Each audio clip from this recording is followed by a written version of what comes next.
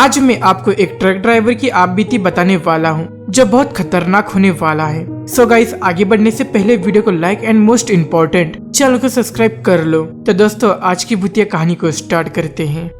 मेरा नाम संजय है। मैं 15 सालों से ट्रक ड्राइवर हूँ और इन सालों में मैंने सोचा कि मैंने हर चीज देख ली है। बादलों की चीरती तूफान से लेकर ऐसे सुनसान रास्तों तक जिन्हें देखकर तुम सोच में पड़ जाओ कि क्या तुम अभी भी इसी दुनिया में हो। पर उस रात, वही एक रात जिसने सब कुछ बदल दिया। उस रात में बहुत से भारी भरकम सामान लेकर एक अनजान से रास्ते से जा रहा था। धुंध बहुत गहरी थी। मैं अपने आगे ज्यादा कुछ देख नहीं पा रहा था। बस सामने के शीशे में लगी वाइपर और इंजन की आवाज उस सन्नाटे को तोड़ रहे थे। उस सुनसान रास्ते पर अकेलेपन से दम घुट रहा था। ऐसा लग रहा था कि ये धुंध ही मुझे निगल जाएगा। वहाँ कोई लाइट नहीं थी, कोई घर नहीं थे और ना ही कोई दूसरी गाड़ियाँ थी। बस सामने एक ना खत्म होने वाला रास्ता था जो ठंड और अंधकार से भरा था। और तभी मैंने उसे देखा। रोड के आगे धुंध के अंदर से एक छोटी सी परछाई दिखाई दी जो बहुत धुंधली थी। मैंने जोर से ब्रेक्स को दबाया और टायर्स की रुकने की आवाज उस सन्नाटे में गूंजने लगी।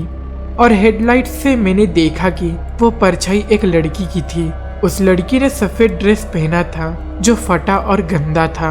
उसका चेहरा उसके कालो बालों से ढके थे, उसके होठ नीले पड़ चुके थे और उसका शरीर कांप रहा था। मैंने अपने ट्रक के दरवाजे के शीशे को नीचे किया और पूछा, क्या हुआ है तुम्हें? और उसने एकदम धीमी आवाज में कहा, मुझे ठंड लग रही है और मैं खो चुकी हूँ। उसकी आवाज में कुछ था, कुछ टूटा हुआ, जैसे वो कई सालों से चिल्ला रही हो पर किसी ने उसे सुना नहीं।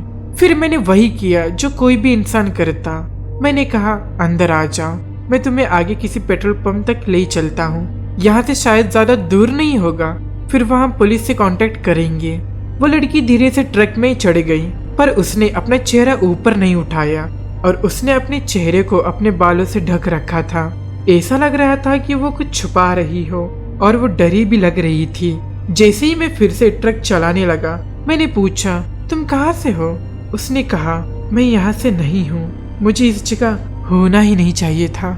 ये सुनते ही मेरे पूरे शरीर में रोंगटे खड़े हो गए। उसकी आवाज में कुछ तो ऐसा था जो मुझे चौकन्ना कर रहा था, पर मैं कुछ नहीं बोला। मैं बस जल्द से जल्द किसी पेट्रोल पंप तक पहुँचना चाहता था। रास्ता अब घाटियों की तरफ से जा रहा था जहाँ धुंध में बिखरी डरावने पेड़ और उनकी परछाई नजर आ रही थी।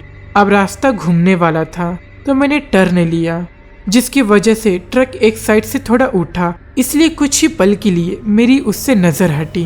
ट्रक को संभालते ही मैंने पहले पैसेंजर सीट की तरफ देखा और वो गायब हो चुकी थी। मैं बहुत भयंकर डर गया। मैंने ट्रक का स्पीड बढ़ाया और तेजी से जाने लगा। मैं अपने शरीर पर रेंगते पसीने को महसूस कर पा रहा था। ऐसा नहीं हो सकता, शायद ये सब एक भ्रम हो। कुछ नहीं है, कुछ नहीं हुआ। मैं डर की वजह से कुछ भी बड़बड़ाने लगा था। मैं खुद को दिलासा दे रहा था कि यह सब एक भ्रम था, पर वो जो ठंड का एहसास जो ट्रक में घूम रहा था वो मुझे कुछ भूलने ही नहीं दे रहा था। और तभी मैंने उसे फिर से देखा, रोड के बीचों बीच। तभी मैंने अचानक से ब्रेक मारा। वो सामने खड़ी थी और मुझे घूर रही थी अपने बेजान आंखों से। मैं ट्रक के अंदर से ही चिल्लाया, चली जाओ, मुझसे दूर रहो। मैं बहुत घबराया हुआ था। मुझे पता चल चुका था वो क्या है। वो एक चुड़ैलिया आत्मा थी, जैसे नर्क के गहराइयों से आई हो।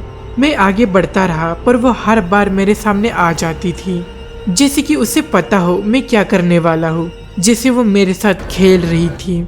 मुझे ऐसा लग रहा था जैसे मेरा दिल मेरे सीने में ही फट जाएगा। फिर अचानक से वो मेरी तरफ दौड़ी, इतनी तेजी से कि मुझे कुछ सोचने का भी मौका नहीं मिला। वो खुद को ट्रक के दरवाजे पर पटक रही थी, जिससे कि पूरा ट्रक हिल रहा था और एक ही झटके में वो ट्रक के ऊपर चढ़ गई। यही वो समय था जब मैंने उसका चेहरा बिल्कुल पास से देखा। मैं डर से बेहोश ही होने वाला था। उसके हाथ पैर छोटे और बहुत पतले थे और वो खून से लथपथ थे और उसका चेहरा वो किसी इंसान का नहीं था। उसकी आंखें जलती आग की तरह लाल थे जो सीधे मेरी आंखों में देख रहे थे। उसने अपना मुंह धीरे से खोला।